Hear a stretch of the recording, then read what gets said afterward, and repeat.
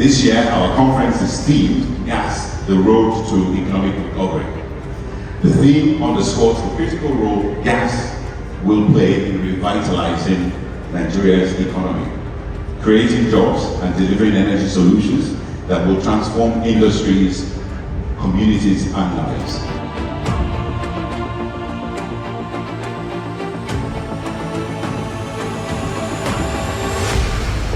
In this conversation, we'll have a short presentation, and once that presentation is out of the way, the moderator will start the conversation. So, ladies and gentlemen, please join me to welcome our speaker for this fourth panel session, the Team Lead Technology for Hydrosis, Asoba Solomon. Team Lead Technology at Hydrosis, Asoba Solomon. Thank you very much. Okay, good afternoon, ladies and gentlemen. Standing on the existing protocol, is actually HydroCIS, Hydrocarbon Information Services Limited. Okay, like I said, my name is Solomon Asoba. All right, and for this session, I'm being tasked with the responsibility to share, historical market insights for the LPG market.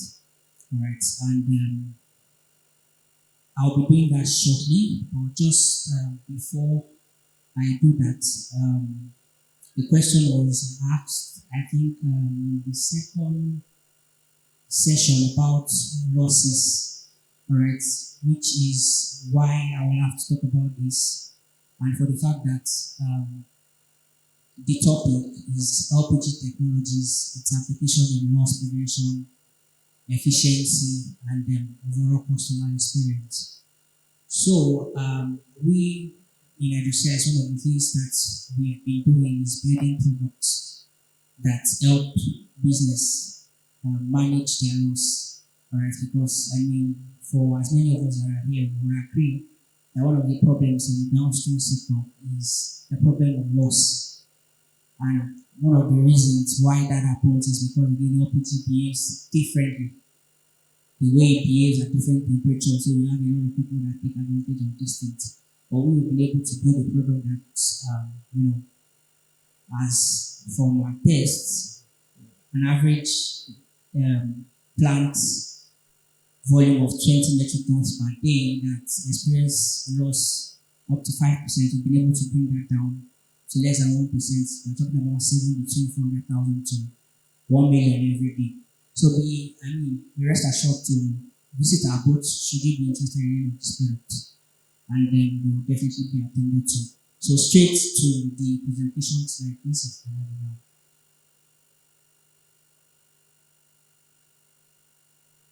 Okay, so basically two parts that I will just cover: pricing indices and the market trends in the last 5 years. All right. The next slide, please.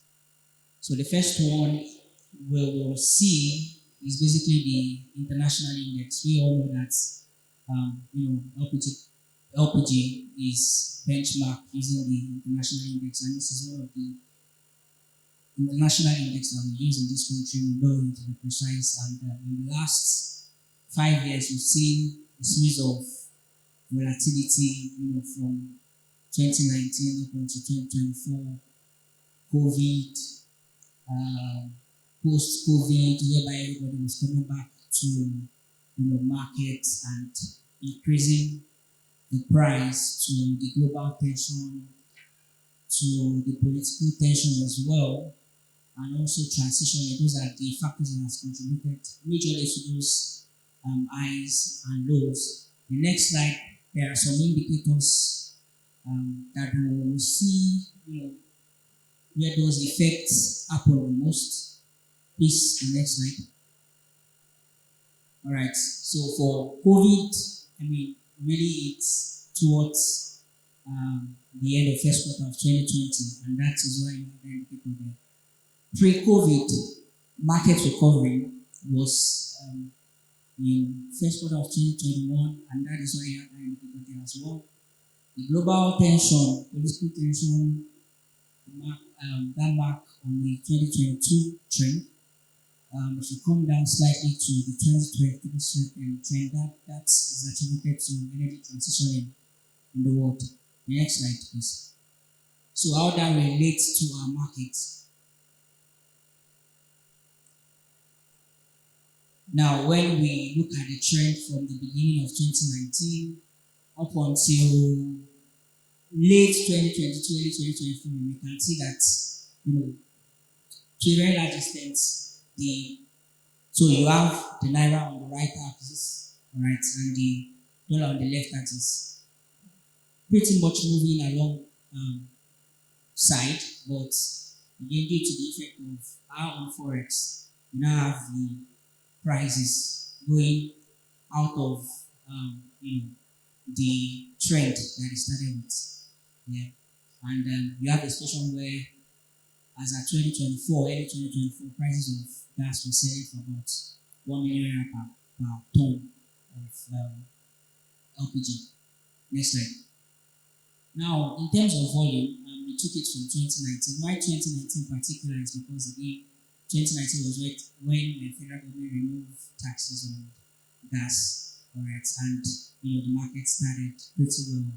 At the end of the year, we did about 900,000 tons, all right, and the following year, 2020, the market experienced a 20% growth, all right, and we did about 1,083,000 tons, all right, despite COVID-19 for that year. So what that establishes that the market has a potential of 20% growth rate.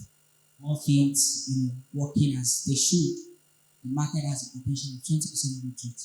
In 2021, similar growth rate, 20%. So we experienced and we had about 1,300,000 tons, all right, and that was still the market recovering from the whole global pandemic issue now that affected the entire nations of the world. But something happened in 2021. Before the end of the year, government announced the reintroduction of the VAT on imported LPG, which to a very large extent affected the decline that you see there by 13%. And we did about 1,100,000 tons compared to the initial 20% growth rate that we saw for the 2 preceding years. But again, the market was quick to recover. The following year, we did about 1,256,000 tons, and in 2023, indicating that the market is gradually stabilizing. All right, that was what we saw at the end of 2023. But again, 2024, with the old forex crisis, basically what you see there is at the end of June 2024 this year, the market was trading by 53% more. So all of these numbers will make sense. How the movement has happened, what part of the sector has contributed to the growth rate, what part of the sector is really declining. So let's go to the next slide, please.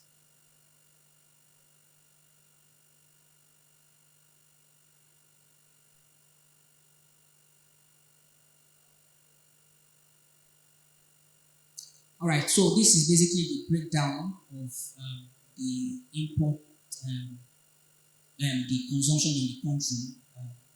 That is, be local or import.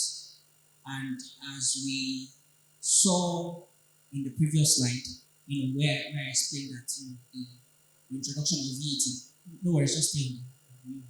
The introduction of VAT led to import declining. Here you will see that what really happened was that the market was actually growing, but there was a decline in imports because of the introduction of the VAT that government had. So it boosted local production. Maybe we could have done better in terms of the overall volumes if that wasn't there. In 2022, because of the fall, that shows that there was a decline also in 2022. 2023, market stabilizing gradually. And in 2022, also one of the things that also happened is one of the major players now dedicated their production to the local markets. So that also boosted the that was actually in 2021. That was what boosted the local source of the product. So fast forward to 2024, that is where we are. We have a situation where there is a little bit of struggle with importing products, and well, the number just says it all. The next slide, please. Now, this I think is the final slide.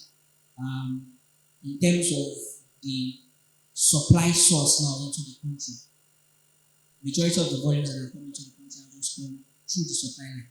Yeah.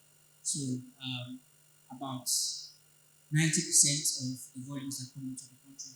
But this continued, this trend, and we can see basically that coastal still keeps dominating. But one interesting thing is happening from 2021.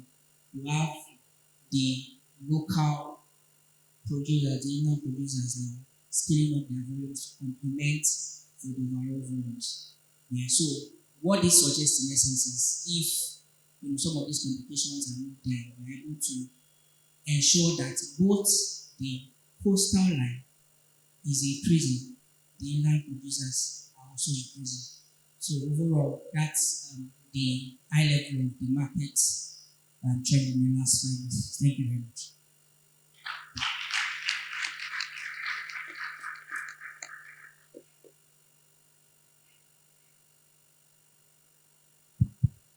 Thank you very much for the presentation, Solomon.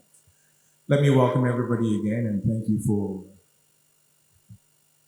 for staying through to this point. This last session looks to talk about technology and where technology can intersect with what is otherwise a very traditional industry. One thing is very apparent if you look at this panel. I'm like the old dog on the panel, right? You start looking slightly behind me. But what you notice is everybody here is a little bit younger. And they look at things slightly differently, and they look at empirical data as a decision-making tool. We can see from Mr. Solomon's presentation that if somebody came to him and said, look, I want to get into gas business, he can actually point out data points for you on where business is, where business isn't, as opposed to if they come up to an old dog and I say, well, I think the business is good, Sha. Let's try it, Sha. So the use of technology is very, very important. Data very, very important in driving the conversation and driving the industry forward. What I'm going to attempt to do today is look at some points along our value chain and see where data and technology is being utilized, places where our panelists think that we could take advantage of technology to enhance efficiency, growth, and everything else good. So I'm going to start with Mr. Aguru, because once the product leaves the depot or the refinery or wherever, it needs to get to its next destination. Yes, and the product integrity is a major issue we have in the industry. How do I keep my driver from not borrowing some of my fuel? He doesn't intend to return it. So Mr. Aguro, tell us about, some things that you're doing in the transportation industry that's helping keep custody transfer and product integrity. Thank you very much. We are a technology company. We provide solutions, security solutions that helps combat product theft, what is normally termed as transit loss. So our approach, we have been in the industry for the past anti-fraud industry for the past 15 years, and for the past 6 years, we have been deploying intelligent cargo protection solutions across the continent. What our approach to the solution is three-pronged. One, there's a human interaction where we come in and inspect your fleets that you already have to ensure that the fail spots are spotted and rectified. And then two, we introduce or install ATEX certified devices. I think it's perhaps already in the market at the moment. These devices are controlled by the third aspect, which is what we believe to be a very intelligent software that can tell you where your trucks are locked, the location and the time at locking, and secure the product because, of course, access is controlled. No one will be able to, all the legitimate points of access will be fitted with these devices. Of course, with the inspection that we've done with our professionals, the illegitimate points are identified and they are blocked and sealed off permanently. So until the ATEX certified devices has the capacity to tell you when or if anyone has tried to interact with your product. So of course, they won't be able to open it. On getting to the location of your customers or your plant or whomever, then access is granted to that person, and with this mobile part of the software, they can easily open the lock, and usually interaction with the lock. Even at that point of opening, you will be able to tell who is opening it, the location they're opening at, and the time stamp is there. But the other unique thing is that we can geofence it. Say, for example, if we know that these locks will be, or these trucks will be opened at a particular part of the country, we can geofence it so that even someone, which is very rare, that has a legitimate access, will not be able to open those trucks at an illegitimate location. So there's total control for you, and all these you can have. You can view the reports. You can get live notifications, live data on your mobile phones if you want it, on your desktop app, on your desktop in the office, or anywhere you are in the world. And then access is given and revoked easily. So the control is with you and not necessarily with the driver. And we've had a couple of discussions with operators where they, if my time allows me, but where we've talked about how to integrate it with bobtail operations, and there are multiple locations to be delivered to. There are many ways of opening the locks. You can actually grant access to somebody that is not even emergency access or one-off access to people that are not even part of the organization. Maybe should in case there's an emergency, but all these are controlled by you and secured. And there's advanced encryption standards of about 256 or thereabout. It's a very secure and reliable solution that tackles the menace of transit loss of theft head on. And the results are there, and the numbers and the data and the figures are there in the points of delivery that has already been established across the country. All right, thank you, Mr. Adoro. So I'm just going to get some validation or none thereof. Mr.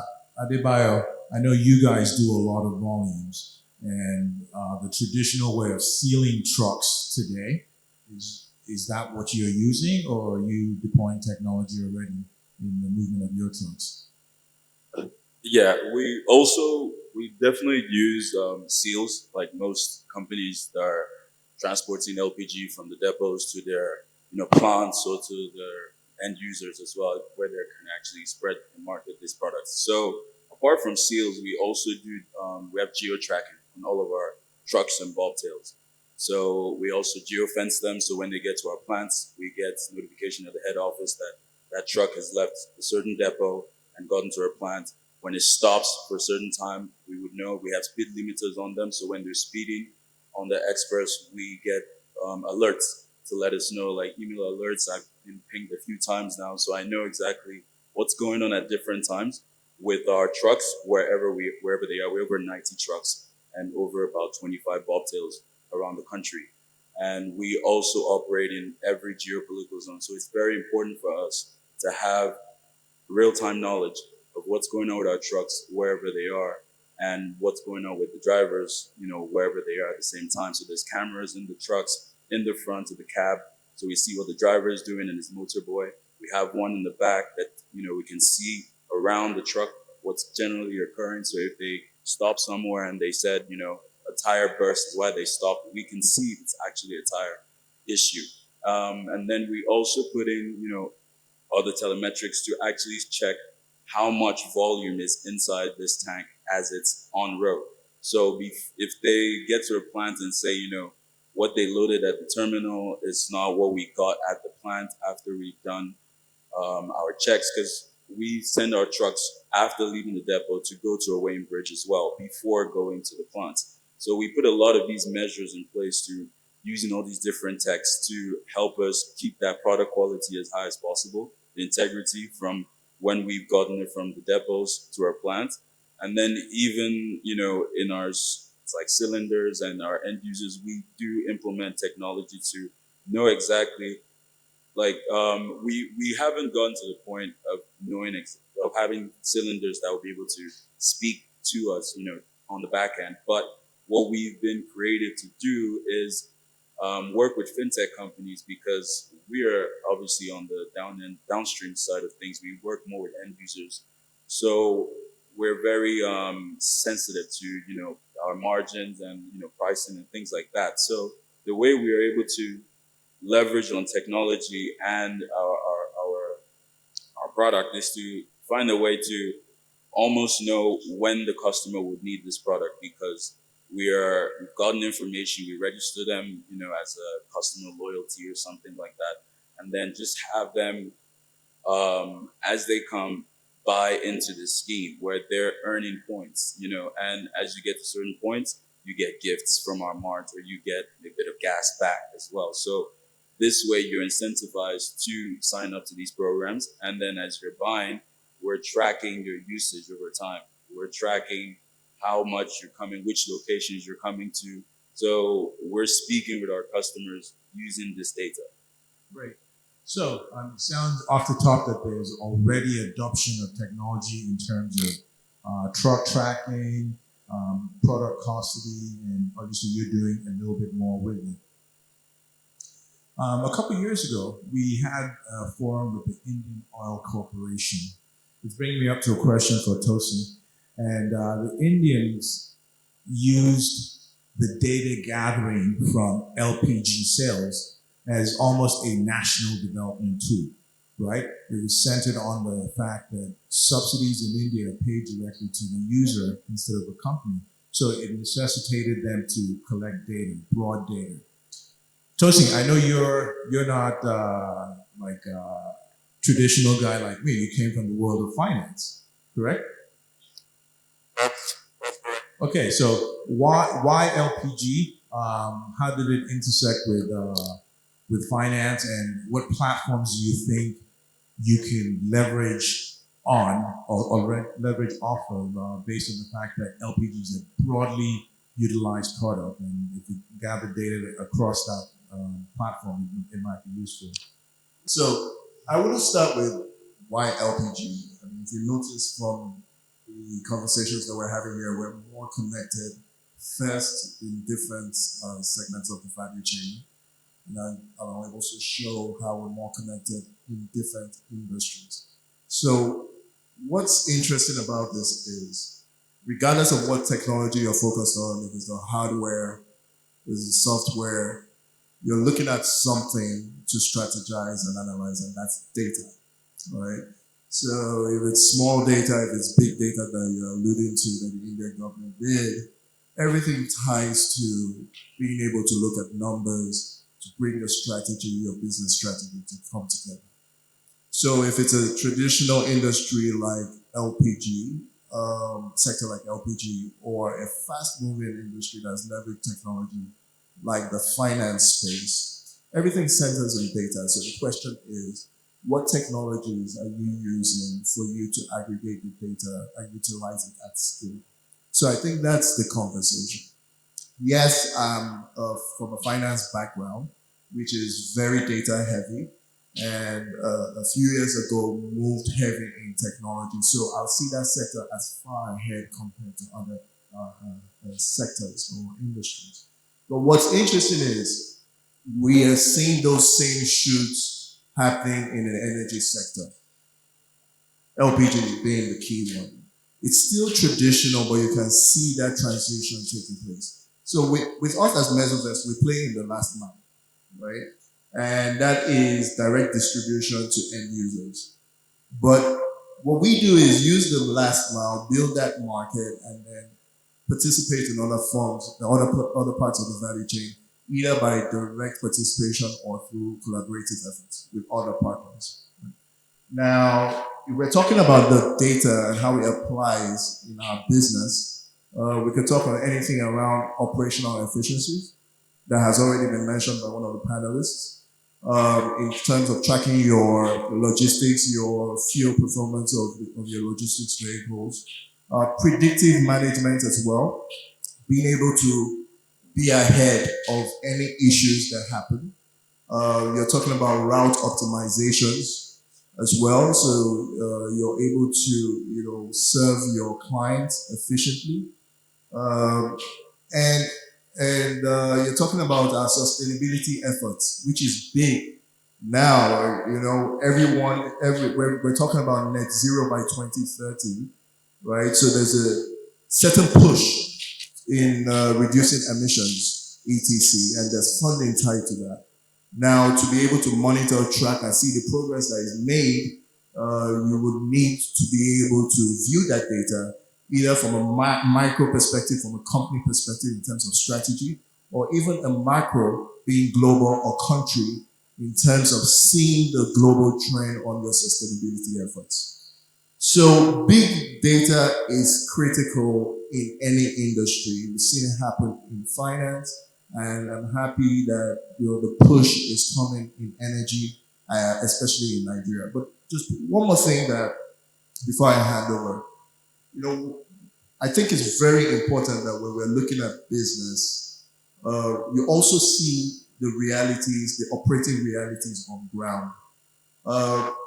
Some of the mistakes that we made initially when we started was that we tried to force existing technologies and existing efficiencies on a market that wasn't ready.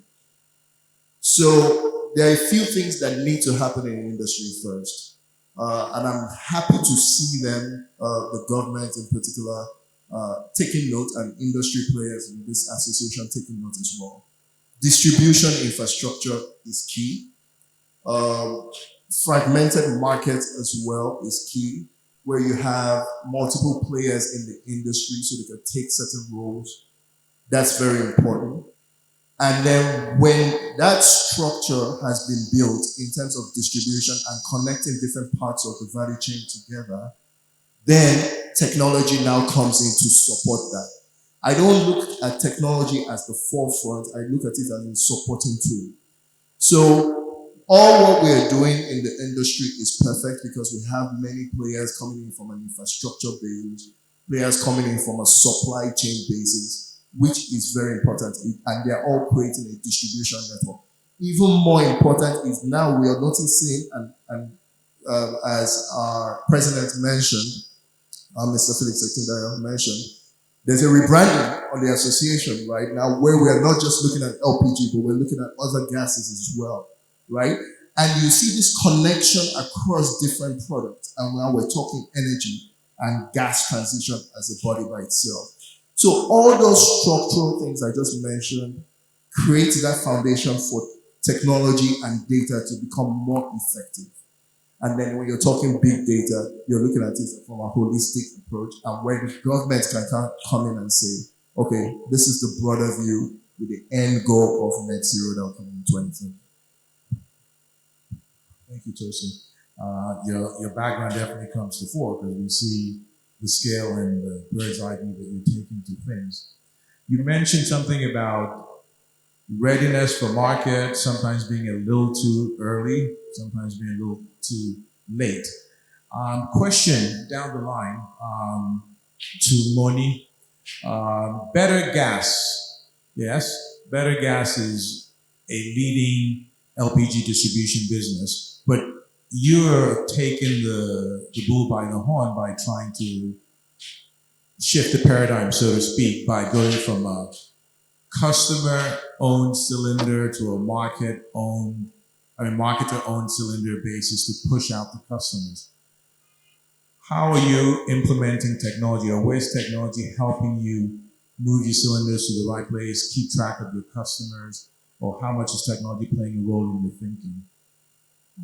Well, technology is definitely very important, especially with inventory, as we all know cylinders are, once you're in the business we're in, you're moving a lot of cylinders all the time.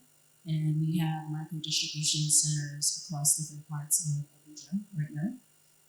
So part of how we use technology is very important with inventory management, where we get alerts if an MDC is running low, and also make sure like we know when to send our truck to replace the cylinders that customers have swapped with our cylinders. And so, yeah, it's very important. It plays a big role in that. And then we also use it for, I know someone already mentioned it in the panel, we also use it for logistics optimization. So we will be delivering the cylinders. So just to make sure the route that's used and that customers, get their cylinders at the time that we want them to get it. It also helps us with mapping out areas that are heavily populated, so we know where to place our micro distribution centers for obviously better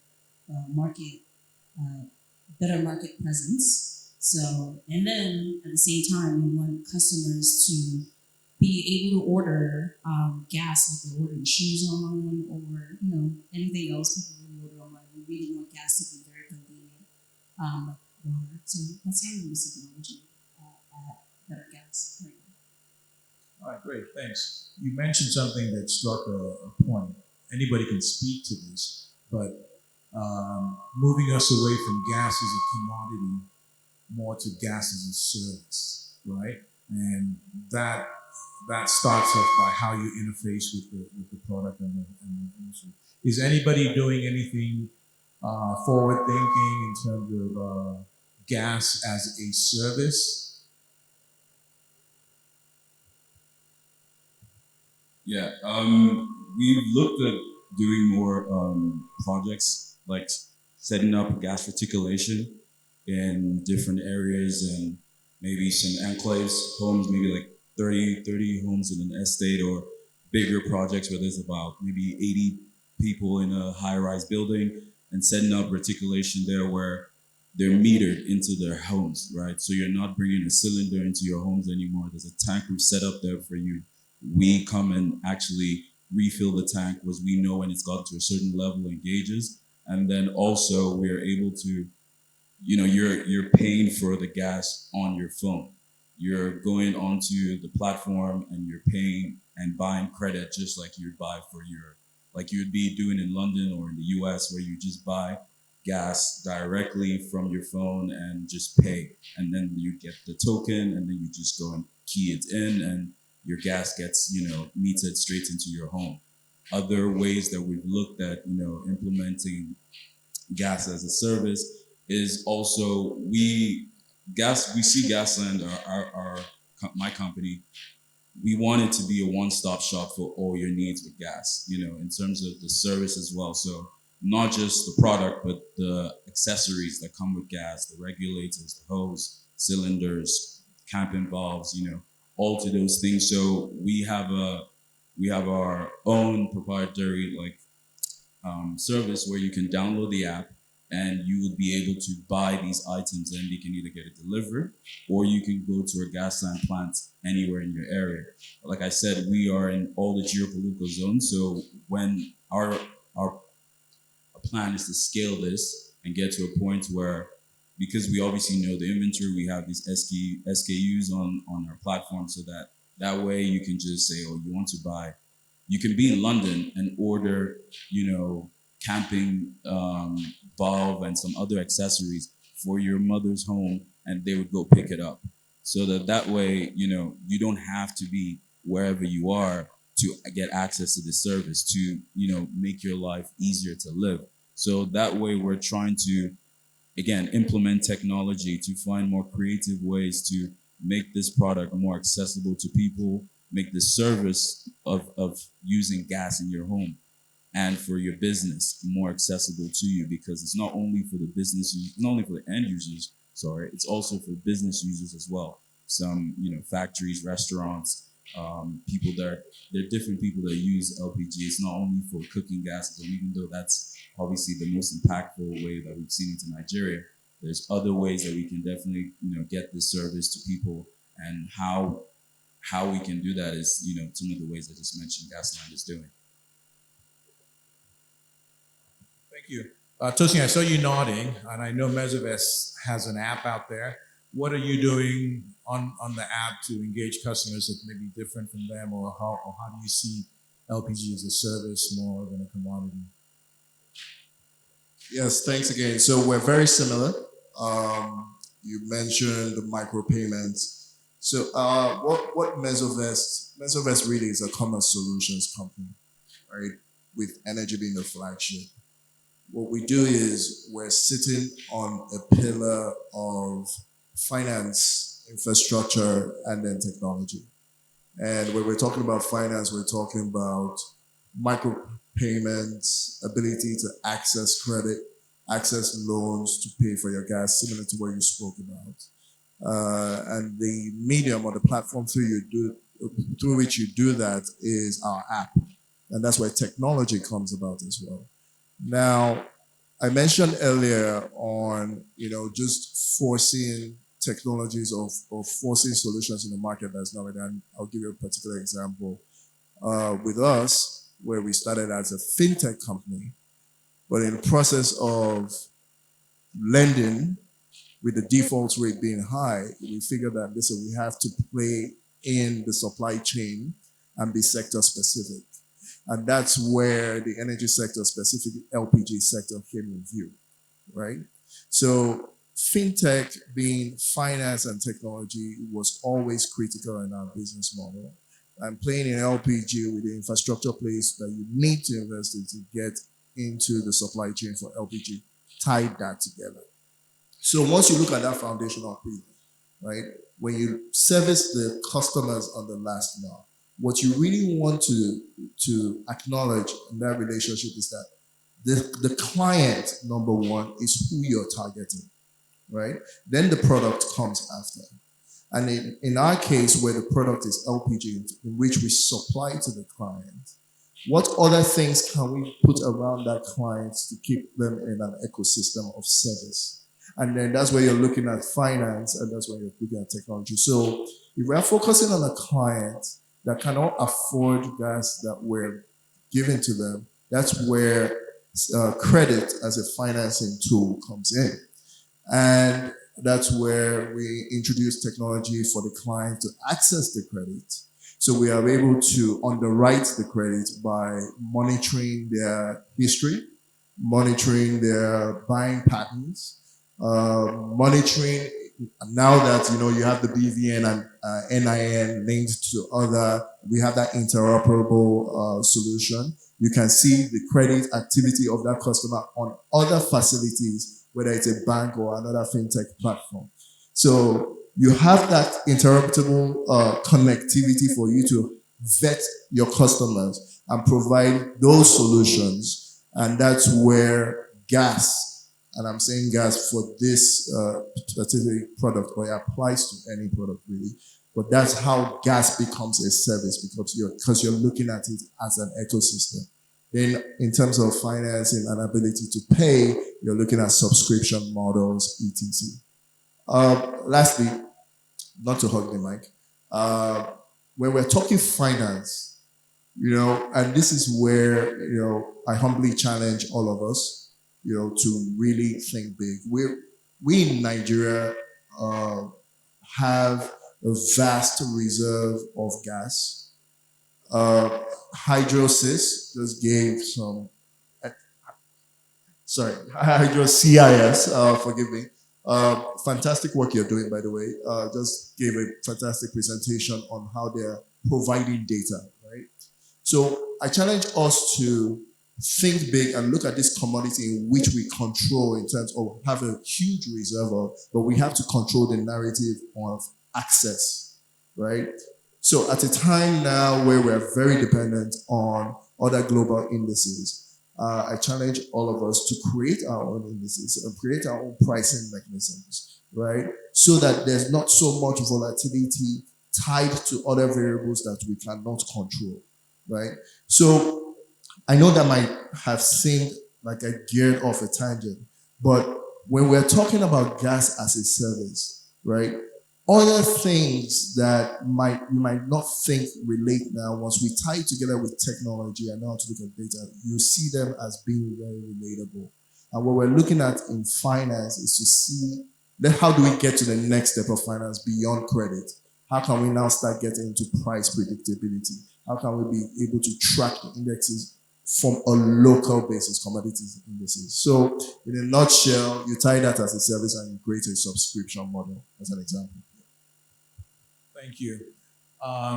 You're absolutely right. If you look at the data, you see a lot more correlations. So in my head, LPG in the residential sector, yes, says a lot. It says how many households are in Nigeria. Yes, and you can, from extrapolating how many households and how much gas they're using, you can say, oh, how many cookers will they need to produce in the next year? How many pots? So this can be useful data for affiliated industries to us. Question, last one, before we take Q&A, for Solomon from Hydro CIS. You gave us the big data on global consumption in terms of Nigeria. Are you keeping any smaller data, or do you have platforms where organizations, smaller businesses can track smaller data to help them make more informed decisions?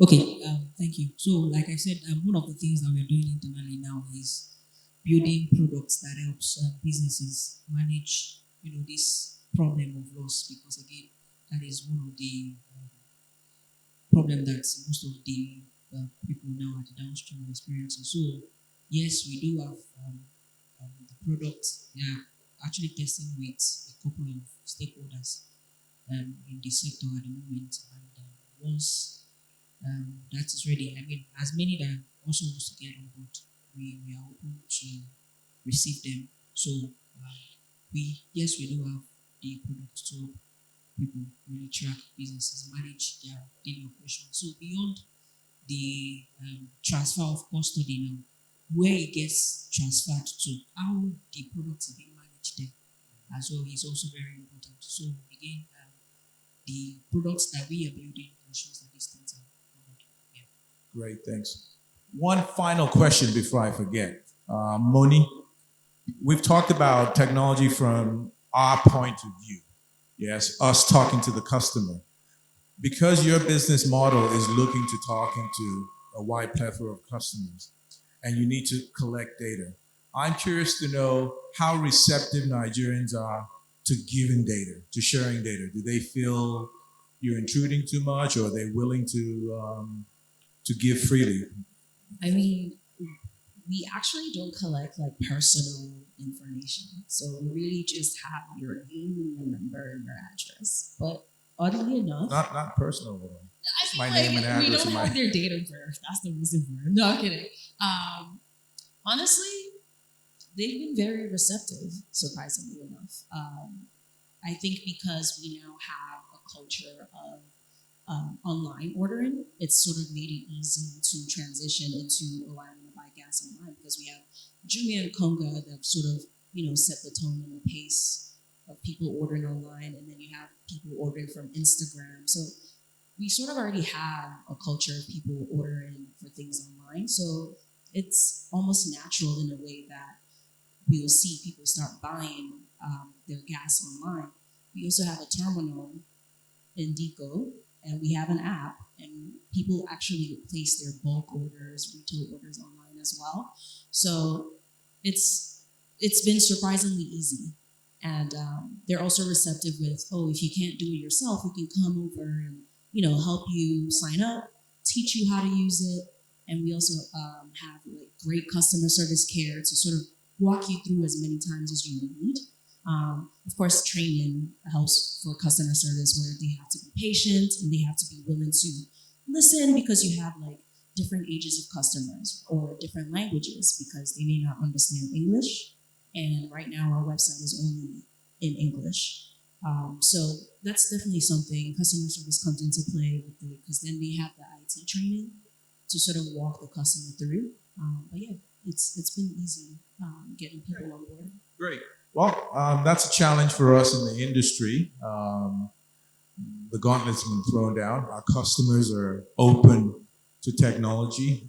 We need to then meet them at that point of need and use technology to enhance the service that we deliver to them and hopefully expand the market into many other applications. I just want to expand that. It's actually been hard in Lagos, but relatively easier in Abuja. Just wanted to add that. You have to be sufficiently paranoid to live in Lagos.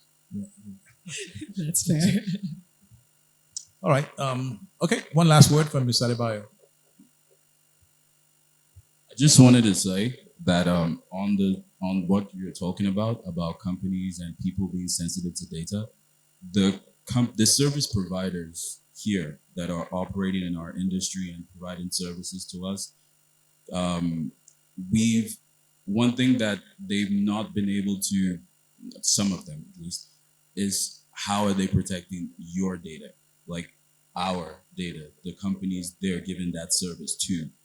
And we've had to reject some companies that have proposed, hey, we can, show how much you're taking from the depot to your plant and guarantee, like, pretty much as long as it's leaving the depot, as it's getting to your plant, you wouldn't need to do all the tracking and weighing bridge and all this stuff that you're doing, this extra cost. But then when we ask them, what are you doing with our data? How are you going to protect? Can you give us some guarantees that you're not going to farm our data for another business or from investment company or other international companies?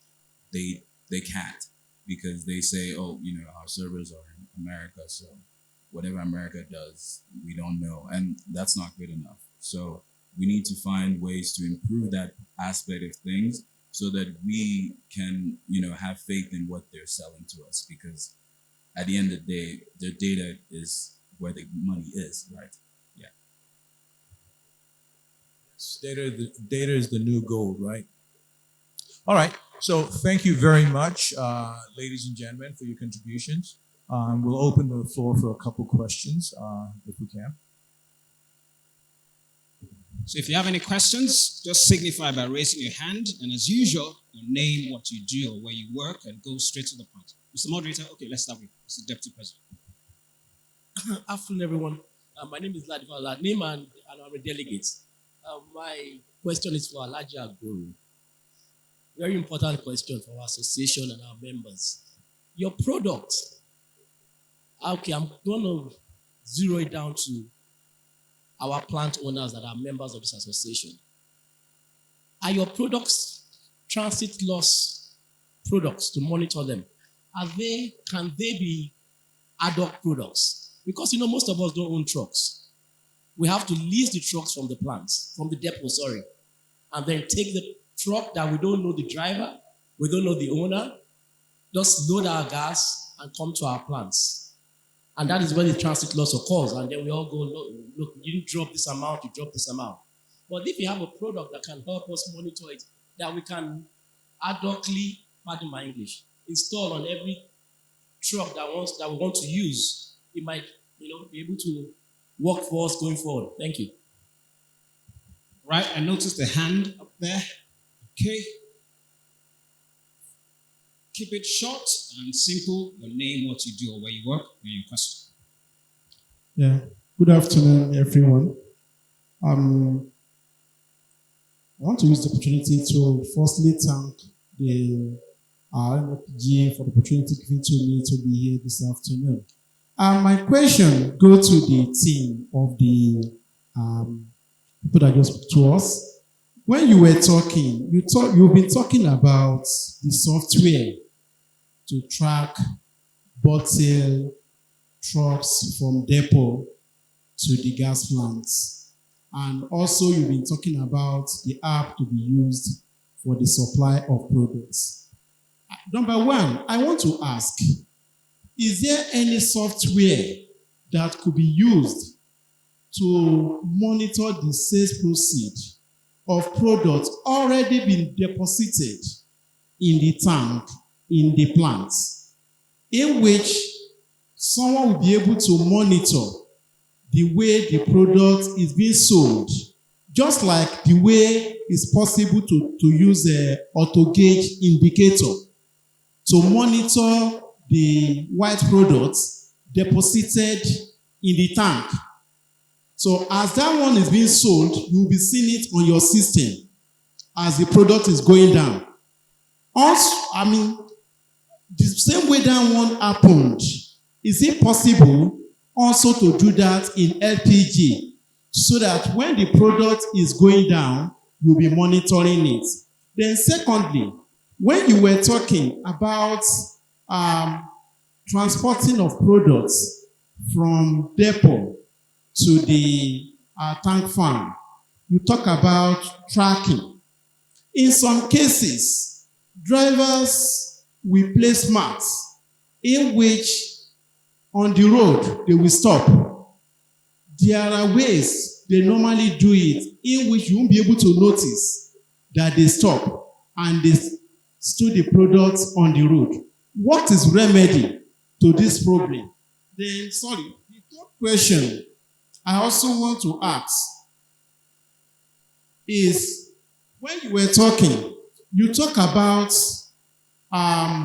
postpaid credits, whereby someone can, pay after he has collected the product based on loan. You mentioned NIN, BVN, and others to track the person. What of prepaid customer, where customer will like to buy, to pay some amount of money, and as the sales proceed, as they continue buying, the money will be deducted from what they've been buying. Is there any software to this regard? Thank you. Any other question? One more. Final question. Okay. All right. Mr. Moderator, over to you. Yes. The first question was directed to Mr. Aguro. So, mic over there. Mr. Aguro. Okay. Thank you very much. Thank you very much, sir, for your question. Yes, the simple answer to that question is yes. Over the years, we have worked with many operators in the industry, and now with independent logistics company. In the case where and our system is so adaptable that we can have it operated in the way you have expressed, being ad hoc to install them on a particular truck, and then after that particular operation, the driver will leave the logs at your office and they send it back. But one thing that must be done in any case is for everybody to come together and make a stance against product theft. It is important. So the third-party truck owners know what is expected of them. What we find as frustration sometimes is that some of these third-party trucks don't want inspections on their truck because, of course, the loopholes will be blocked. So we are going to get that from people. But some have been cooperative. The inspections and the remedies to be done are not usually a lot. It's something that within capacity we can have done within a few hours after the inspection and after we have a go-ahead from you. Yes, so but the answer is yes. We have a couple of models currently running where the companies don't own the truck, but yes, they still have some of our devices on specific trucks, and at point of discharge, the logs are collected. Either we then send dispatch to retrieve the logs back to our office or back to your depot so that there will be continued usage. But yes, it is possible and it is happening right now. But what is most important is for people to stand up against this menace so that there's a standard established across board that we can all benefit from the investments that we put into it. Thank you. All right, thank you. I'm just going to attempt to answer the question of the other gentleman. In terms of tracking what's in your tank and can be sold, yes, there's technology out there already. I mean, people use something as basic as load cells to measure content in their cylinders or tanks. And getting that information out to the cloud is just the next part of what you need to do. So you can get that same information out to the cloud and access it from anywhere once you have the right protocols. And in terms of prepaid metering, I think you talked about prepaid metering. Yes, so, I mean, Ms. Adebayo was talking about reticulation where people use gas and in a centrally distributed system. And some of the metering is postpaid, some of the metering is prepaid. So the same way your NEPA meter at home, you can have the post or prepaid, in the same way you can do the same thing. You asked one final question, maybe it's a clarification for Tosin about, oh, you want to answer the prepaid one? Okay. Just to add to Mr. Femi what he said about prepaid, it also applies to LPG. Yes, when you're looking at postpaid or giving out a loan, you're looking at a process, right, to underwrite. But when you're looking at prepaid, the customer is ahead of you, right? So you're looking at an incentive for them to prepay. So when you're talking about software, you're looking at tools to bring those incentives together. The key incentive for you to prepay is I should be able to give you a discount, as an example. For me to be able to give you a discount, that means I'm able to get a discount in the supply chain. For me to be able to get the discount in supply chain means I'm buying in bulk. So the software is it's not the real issue. That's why it's the distribution and the strategy around the distribution that matters first. And then technology, what you call a software. Yes, there might be a company that will just, aggregate different software for data gathering and data collection for you to be able to enable this prepayment process. But that's easy. The question is, are you able to provide the incentives for that customer to prepay for the product, right? And if you can, then just gather the data, put it on a mobile platform for convenience for the customer to be able to access that service. All right, thank you, sir. Okay, no more questions. So thank you, ladies and gentlemen, for your time and your attention. I hope everyone was able to take something away from the discussion. And thank you to the panelists again for your time and your insights.